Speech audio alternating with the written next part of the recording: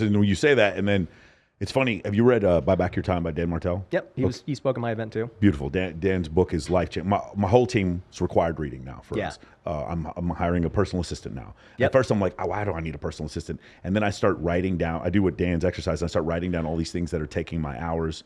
And just for those of you who don't know, he says take your yearly salary, divide it by 8,000, and that's what you should be paying a personal assistant per hour in order to give you your hour back. Right? Real great stuff that he goes over in this book. In this situation, you start talking about the same thing. You're hiring people. You're building systems to replace you in these different arenas. Yep. What is that like? How are you able to build these systems and train these people? Well, the first thing I did was I hired a business coach because I never, quote unquote, had a job. My only real job was playing professional baseball. So I didn't grow up in corporate America or move my way in the ranks, or I had no idea what an organizational chart was. When somebody said SOP, I didn't know what it was. I just didn't know. I was just literally, I hustled my way to 100 deals in a year with no structure. It was just like, yo, you do this, I'm gonna do this.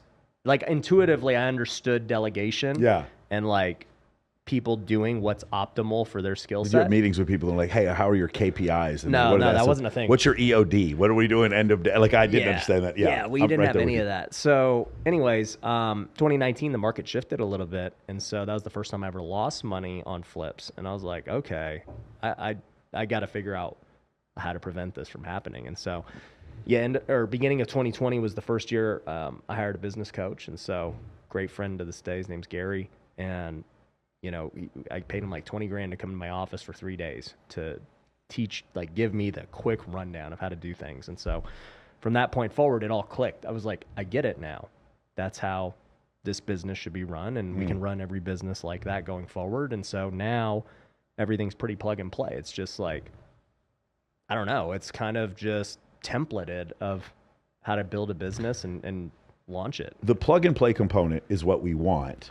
I guess my question is so for instance, I was like, what is the most time consuming thing I do? You know what it was for me? It was doing the timestamps on my own YouTube videos. Oh, geez. But here's the reason why. Because the timestamp, and I would put asterisks next to the ones this is going to be a great clip. I knew which ones were going to be viral. So I was like, this was my responsibility to do the timestamps because then I can see which one's viral. So now I send it to the video team, and I have 10 clips. I don't make the clips, but they do. So I had 3 guys do my timestamps at the same time, and I just started hiring the one that was the best. Yep.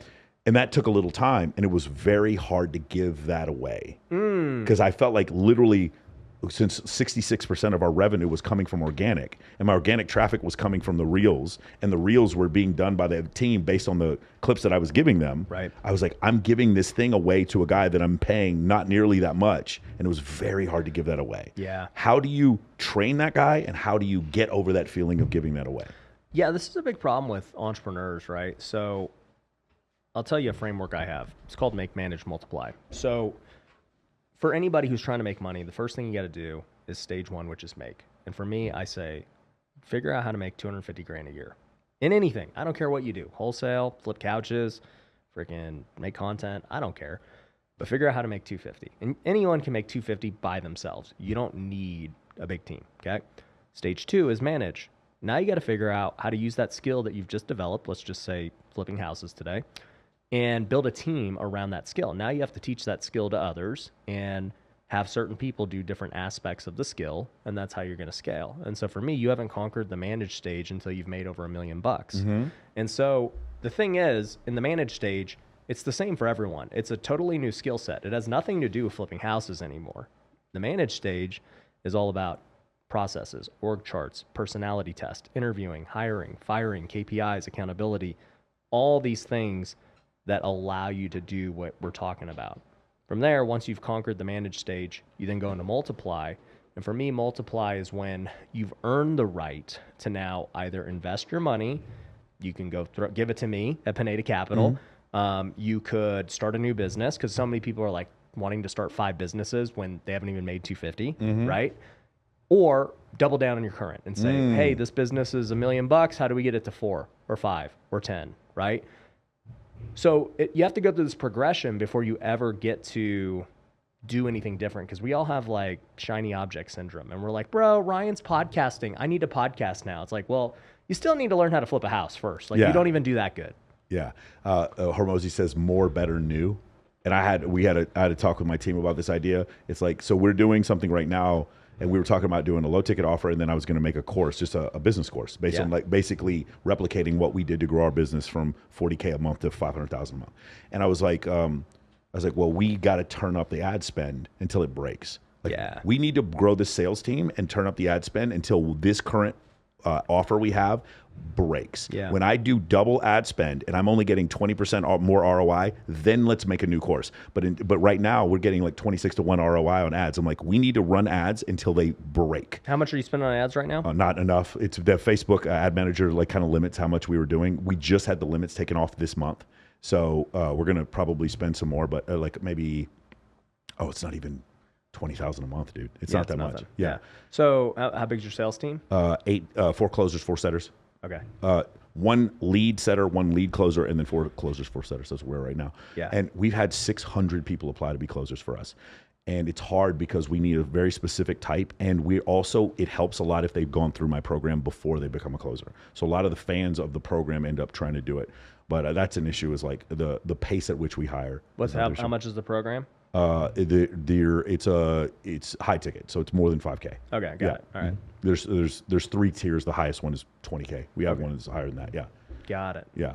So that's been the issue for us scaling. It's funny because I was talking with a huge influencer recently. I was going through his program, and he had all these things written down as far as scaling. And then there was this like little thing where it goes phone sales team, and I was like, no, bro, that's not the little thing. That's the thing. That is the clog in your artery that ends up causing you to have a heart attack. That thing right there is the main thing. And he was like talking about like renting sales teams from other people, and I'm like, well, that'll work. But it's like, a Band-Aid. It's a Band-Aid, but the problem is like after a while, like you're talking to a guy from India who says his name is Timothy, and like you're after a while you're like, that's not your name's not Timothy, and this is my sales team now, you know. So it's really interesting, like going through these growing pains and like growing very quickly, and then talking to serious business. Here's another thing, right? I know I'm an executive of my company, but I also know that there are people more qualified to be executives at my company than me, but not more qualified to make my content. I'm more qualified to do that, and not more qualified to do my coaching. I'm more qualified to do that, but there's somebody else should be the CEO. Somebody else with multiple master's degrees should be doing some of these other things. And that's another thing you have to get out of your own way to come to the realization of. Yeah. How long have you been in digital marketing? I've been making content like this for 14, 15 years. I started a business 2 years ago doing this. Okay, so 2 years you've been coaching. And you didn't bring on anyone with past like education experience? Yeah, no, we have 2 guys. So it's really funny. The way I started my business is very, very odd. The 3 of us were working with a different guy, and he just ripped the 3 of us off. Okay. And we kind of started from this common place. And it was weird because we had these great ideas, and the guy who we were working for just kept stepping on it. It's really funny. He was stealing our clients to do one-on-ones for himself.